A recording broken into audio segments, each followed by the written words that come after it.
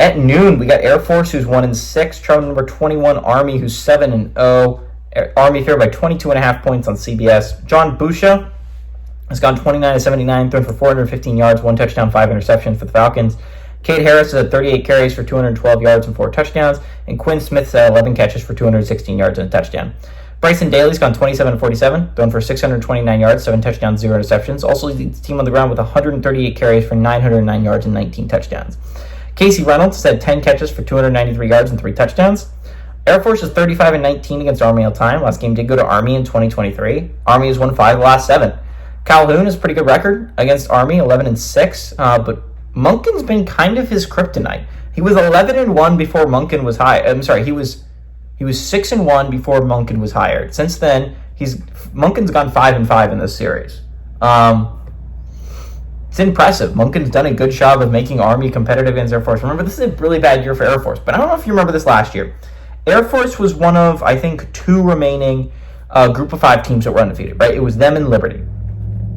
And Air Force headed into a game against Army, and they were 8-0. They were playing at home against an Army team that was really struggling up until that point. And Army kicked their butt. It was not close. Army destroyed them at home. Now you flip it to this year. Army's really successful, right? They're 7-0. Air Force, a little bit floundering, right? 1-6. Do we see the role reversal here? I think that has the possibility of being really interesting. Again, Air Force is not a good team. By no metric should this game be close, right? Army has looked really good early. And again, Army's an interesting team for me because, again, they have looked really good. But they've played 1 game against a team that is 500, and that is East Carolina. And they've played 0 games against a team that is above 500. The real test of their season comes in the upcoming games, right? They play North Texas next week. That's their biggest game of the year yet.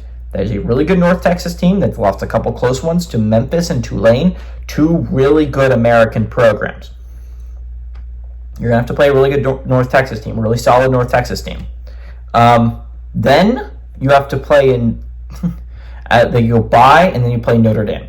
And that's arguably the biggest game of the year. That is going to be the difference between this Army team is a playoff contender and if it's not a playoff contender, right? Like, we saw what Notre Dame did to Navy last weekend. It was a demolishment. Like, it was not close. And that's a big game that's got to go your way if you're Army, right? Like, you're not going to make it as a 1-loss team. You're just not. Boise State has a better loss, and they have looked really, really good, and it would be hard. I mean, you could make it as a 1-loss. You'd have to win the American Championship. You'd have to hope Boise State gets upset somewhere down the stretch, but you wouldn't control your own destiny. Right now, Army controls their own destiny.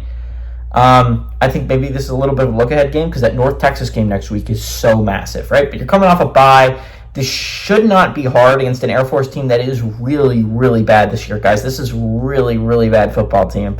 It should be an easy win for Army. All signs point this to be an easy win for Army.